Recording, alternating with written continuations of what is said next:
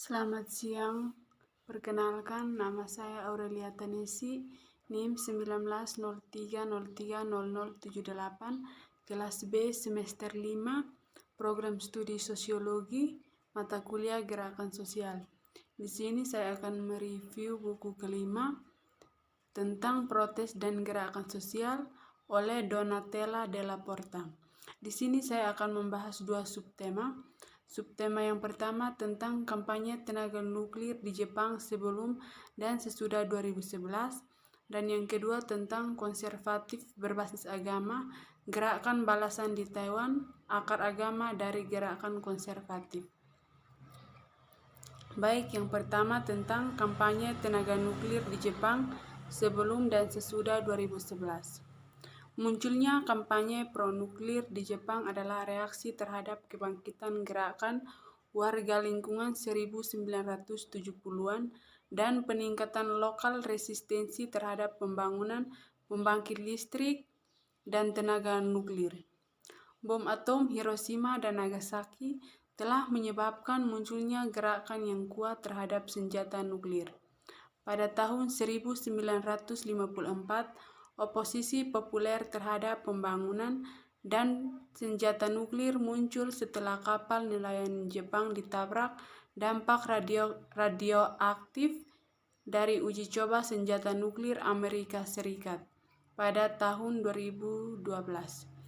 Seorang ibu rumah tangga memprakarsai petisi menentang senjata nuklir, akhirnya mengumpulkan 30 juta tanda tangan, dan gerakan sosial di seluruh negeri melawan senjata nuklir muncul. Sementara gerakan ini pasti memicu perasaan ambigu kalangan politik konservatif. 2008, oposisi terhadap nuklir senjata tidak secara alami diterjemahkan menjadi oposisi terhadap penggunaan damai tenaga nuklir untuk produksi listrik. Hal ini dikemukakan oleh progresif sebagai serta pihak konservatif bahwa Jepang sebagai salah satunya korban bom atom harus menjadi pelopor dalam pembangunan tenaga nuklir secara damai. Pada tahun 1950-an, lebih dari 600 perusahaan Jepang bergabung Forum Industri Atom Jepang yang dibentuk. Kedutaan Amerika Serikat bersama dengan berbagai surat kabar Jepang dilakukan pameran di seluruh negeri yang mempromosikan penggunaan tenaga nuklir secara damai di bawah program Atom Sword Peace. Pendirian Atom Jepang Forum Industri, Federasi Industri Nuklir pada tahun 1956 adalah pelopor kampanye pro-nuklir yang dimulai pada tahun 1970-an. JAIF mendirikan forum atom lokal di Kansai, Chubu, dan Ibaraki. Forum ini tidak hanya mencakup manajer perusahaan, tetapi bertujuan untuk membangun industri nuklir, tetapi juga jurnalis dan berpengaruh pemegang kekuasaan daerah, misalnya pimpinan koperasi perikanan dan kelompok ibu rumah tangga. Dari awal ini, kampanye mungkin juga bertujuan untuk melawan keberhasilan gerakan terhadap senjata nuklir, tetapi karena tidak ada oposisi substansial menentang penggunaan tenaga nuklir oleh sipil, tidak jelas apakah berbicara tentang gerakan balasan sebelum 1970-an. Krisis lingkungan. Pada awal 1970-an, ada krisis di partai penguasa jangka panjang, Partai Demokrat Liberal atau LDP, yang konservatif dalam bisnis Jepang masyarakat. Partai-partai oposisi telah memperoleh keuntungan dalam pemilihan lokal dan telah dipegang oleh berbagai pemerintah daerah. Protes seluruh negeri terhadap kasus polusi meningkat dan memaksa pemerintah konservatif untuk meloloskan undang-undang yang lebih ketat untuk perlindungan lingkungan. Manajer Humas Perusahaan Utilitas TEPCO dalam retrospeksi mencela suasana anti perusahaan di Jepang selama periode ini. Pada saat yang sama, Jepang dipengaruhi oleh krisis minyak. Guncangan minyak pada tahun 1973 menyebabkan resesi yang kuat, dan para pembuatan kebijakan khawatir tentang keamanan pasokan energi masa depan. Sekelompok konservatif intelektual dengan nama Grup 1984 menerbitkan pernyataan nyata yang mengklaim Jepang pada tahun 1970-an tidak melakukan kesalahan bodoh untuk memulai dari perang internasional atas bahan mentah, tapi itu mengubah perang menjadi mentah material menjadi perang saudara. Ini adalah langkah yang sangat tidak bijaksana. Aman pasokan jangka panjang dengan bahan baku hampir tidak dipertahankan lagi. Jika kita tidak mengambil langkah-langkah revolusioner ini, ekonomi Jepang akan mengalami kehancuran fisik. Pernyataan ini merupakan ekspresi dari kepercayaan pada saat itu tersebar luas di kalangan pembuatan kebijakan dan manajer industri bahwa pertanyaan energi akan memutuskan masa depan pembangunan industri Jepang yang intensif.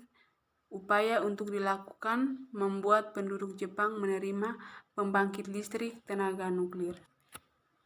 Bagian yang kedua adalah konservatif berbasis agama, gerakan balasan di Taiwan, akar agama dari gerakan konservatif.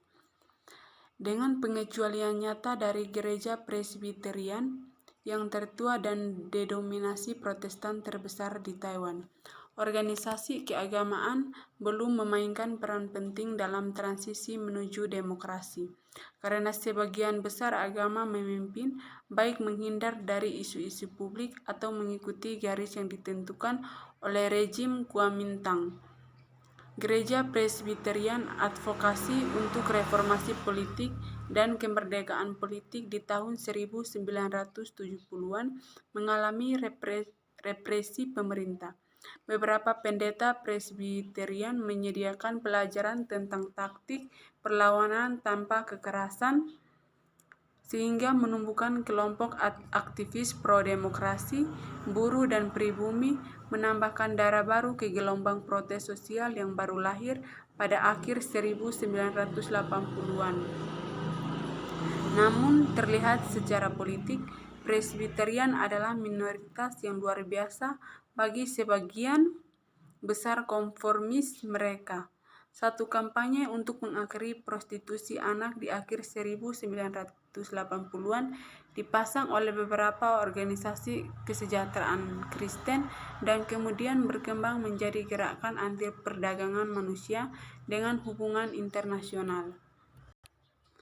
Namun tujuannya adalah konsensus dan arus utama, bukan dimotivasi oleh agenda yang secara eksplisit konservatif. Di luar minoritas Kristen, kesuksesan dan pertumbuhan ekonomi di Taiwan kelas menengah memungkinkan kebangkitan Buddhis yang meletakkan politik budaya keadaban, toleransi, dan kosmopolitanisme. Kewarganegaraan seperti itu, kebajikan membantu demokrasi berakar. Meskipun demikian, para pemimpin Buddhis jarang mengambil sikap dalam perselisihan politik dan sosial. Agama rakyat tradisional yang bisa dibilang menarik sebagai besar pengikut di Taiwan terlibat erat dengan munculnya protes lingkungan pada pertengahan 1980-an. Protes oleh pengikut gereja Perjanjian Baru pada pertengahan 1980-an merupakan kejadian langka lainnya.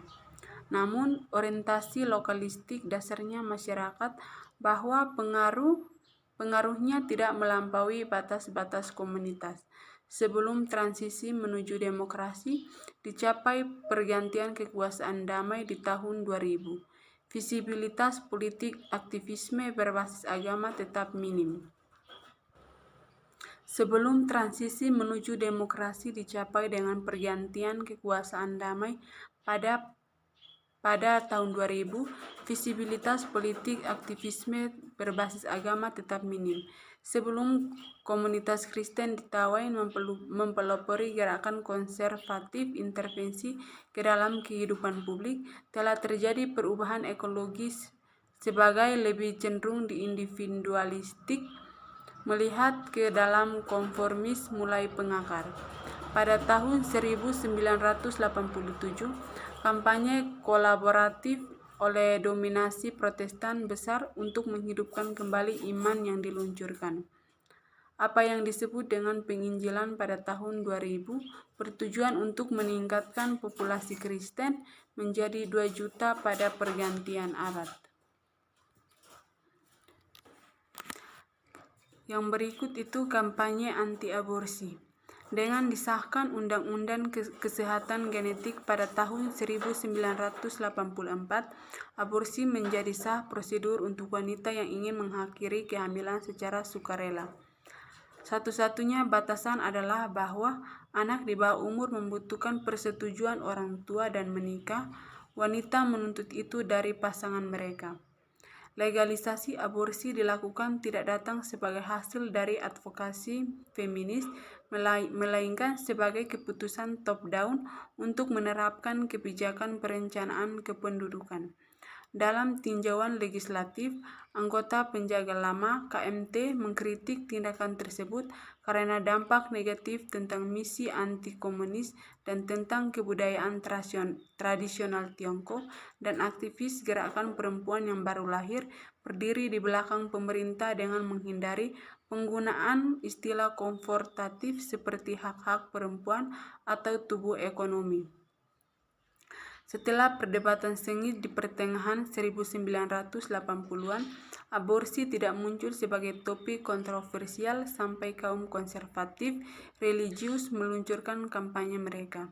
Sebelum itu, beberapa partai progresif demokratif atau DPP, anggota parlemen mengusulkan revisi untuk menghapus persetujuan pasangan yang diperlukan kesamaan budaya dan bahasa. Untuk menangkal dorongan anti-aborsi di para feminis 2003, dengan dukungan 56 anggota parlemen, meluncurkan revisi lain dengan hukum yang mengambil persetujuan pasangan dan otoritas sekolah yang diamanatkan mempromosikan pendidikan seks dan kesetaraan gender. Untuk mengalahkan tawaran pro-aborsi kekuatan, pada tahun 2005, kaum konservatif mengajukan revisi lain yang diperlukan sekolah menengah untuk menerapkan pendidikan seks pantang saja. Pemerintah DPP memperjelas terperangkap di tengah-tengah peperangan antara umat konservatif dan feminis ketika diintensifkan. Petugas kesehatan berusaha menengahi versi kompromi hukum dengan harapan memenuhi tuntutan yang berlawanan. Pada tahun 2006, revisi diusulkan oleh cabang eksekutif menetapkan masa tunggu 3 hari. Pada saat yang sama dihapuskan persetujuan pasangan. 3 feminis di Komite untuk Promosi Hak Perempuan pada pembuatan kebijakan tingkat kabinet yang berfokus pada gender masalah segera mengundurkan diri sebagai protes. Setelah gejolak di tahun 2006, kedua kubu terus mengajukan proposal yang berbeda revisi, tetapi versi identik dan Yuan di eksekutif dikirim untuk ulasan pada tahun 2008 dan 2012, mencakup transisi dari era Chen Shui-bian ke rumah Ma Ying-jeou akibat peraturan hukum yang ada, mencakup transisi tentang aborsi sejak 1984 yang dibiarkan untuk tidak mampu mengamankan perubahan sepihak. Kalau dipikir-pikir, jalan buntu bukanlah kemenangan bagi para wanita gerakan, melainkan pengalihan perhatian kaum konservatif ke arah yang lebih ancaman yang mengkhawatirkan yang ditimbulkan oleh gerakan LGBT.